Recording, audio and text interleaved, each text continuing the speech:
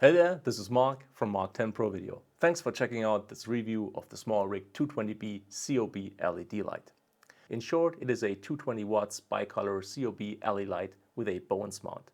Since I do client work, meaning I have to use this light on paid work, light quality is not the most important attribute to me when I look at lights. Having said that, it can be a deal breaker though. Most important to me are usability and reliability. That is why I will start with those first, and we will take a look at the actual light quality later. First of all, you either use the clickable turning wheels on the back of the unit or an app to operate it. We get an on-off switch, always preferable to a button because of haptic feedback, at least in my opinion. Fairly simple, as it should be. Left wheel sets the color temperature and the intensity. 2700K on the warm end to 6500 on the cool end. 0 to 100 in steps of 1. Right clickable turning wheel selects the effect and its respective frequency, how fast the effect cycles through. DC input 12 to 30 volts. Turning wheels feel alright, not terribly high quality, but decent considering the price point of this unit. I really like the release for the Bowens mount. It is big, obvious, and has enough travel to quickly release the light modifier. Might seem like a minute detail, but if you use the light a lot and have to repeat those actions a lot, hundreds of times maybe, small problems can become big problems, or at least big annoyances. The handle that fixes the light at the desired angle is overall a nice design and works well. However, I would prefer a ratcheting one. It is less of a problem than I thought at first because the handle is designed to clear the body at all angles. High up on a light stand though, the ratcheting handle still would come in more handy, I suppose. The unit accepts flashlight softboxes here, a single screw fixes it in place. Metal screw to secure the whole fixture to the light stand. The body has a handle built into its design, which is nice actually. I didn't pay much attention to it at first, but it is comfy to carry the light on its own. The kind of work that I do does not require the use of lighting programs, but for narrative work, and given you combine these programs with the right sound design, they're awesome to fake situations that otherwise would cost a lot of money or just be a hassle. If the unit heats up above 60 degrees Celsius, the fan turns on and there is no way to turn it off. So for very sound sensitive sets, these lights are not an option. The fan is louder than the ones inside my aperture lights, but still not super loud.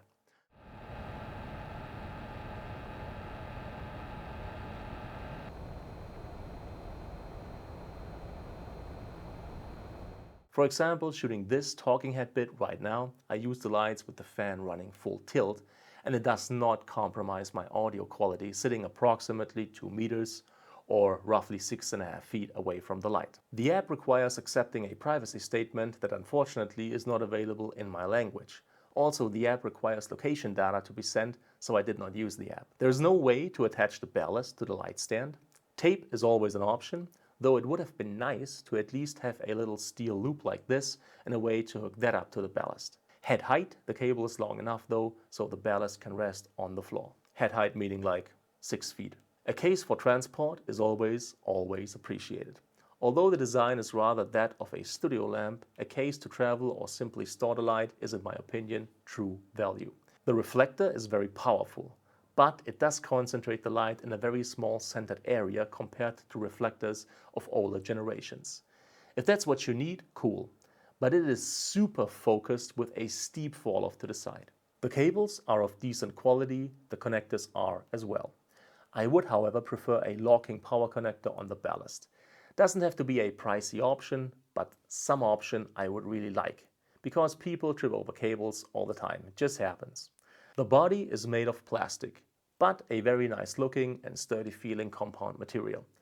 It really feels and handles quite professionally, although being really lightweight, coming in at roughly 1.65 kilograms.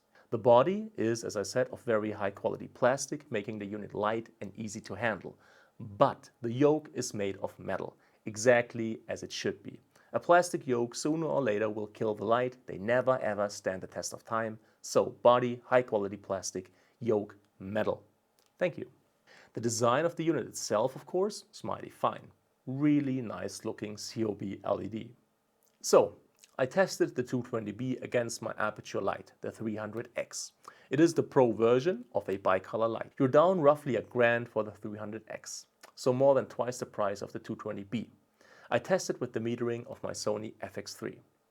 Brightness first. In my tests, I found the 220B to be pretty much exactly as bright as the 300X, which in and of itself is quite amazing. Now let's check out color shift. As far as the Kelvin values go, the maximum deviation of my 300X was 300K.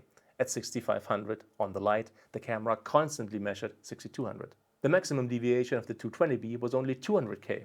At 5600K on the light, the camera gave me a constant 5400.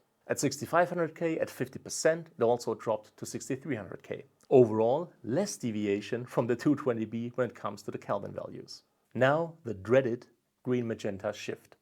The 300X had zero shift at 3200 and 5600K. No shift at all. At 3200, my 220B shifted green by a full scale, so the camera had to compensate with magenta. At 5600K, there was no shift at all with the 220B. At 4500K, both lights shift magenta in the same way. Camera compensates with green. At 6500K, both lights shift green. Camera compensates with magenta. The only times the 300X beat the 220B was 4500K at 25%, no shift, and 6500K at 100%, no shift. Overall, the light quality is almost up to par with the 300X, which again is more than twice the price. So, who is it for? Professionals? Rather not, in my opinion. I say you need a ballast to operate the light from the ground when it is high up on the light stand. You can use an app for your studio work, that is fine, but out in the field, I just don't see people do that. Not the ones that get paid to work under the gun at least. If you have all the time in the world, maybe. Still, not being able to operate it from the ballast is a deal breaker for professional work, in my opinion. And I quite simply refuse to be dependent on anything that has a Wi-Fi connection. That's just me. If, however, in your professional work the time crunch is less of a factor and you're looking for a budget alternative bicolor COB LED, damn, this one is a good one for sure. Now, if you're starting out as a videographer, video producer, DP, and you have to start somewhere, or if you're strictly doing YouTube and are looking for great studio lights, for example, maybe these ones are it. They're powerful, the quality of light is good enough for these use cases, the accessories are very nice, and the price quite simply is too low. I think Smallrig wants to aggressively grab market share, and you as the consumer can profit from that. So you might as well. Now, this is by no means a long-term review, so we'll see how the light holds up in a year. But that's the same with any light, I guess. So that's it for this video. If you enjoyed it, if you found it helpful, please make sure to leave a thumbs up. It's greatly appreciated. Any kind of comment or feedback is welcome, and I'll try to answer as quickly as possible. All the tech that I've used is linked in the description. Thank you so much for your time. Thank you for watching, and hopefully see you again soon.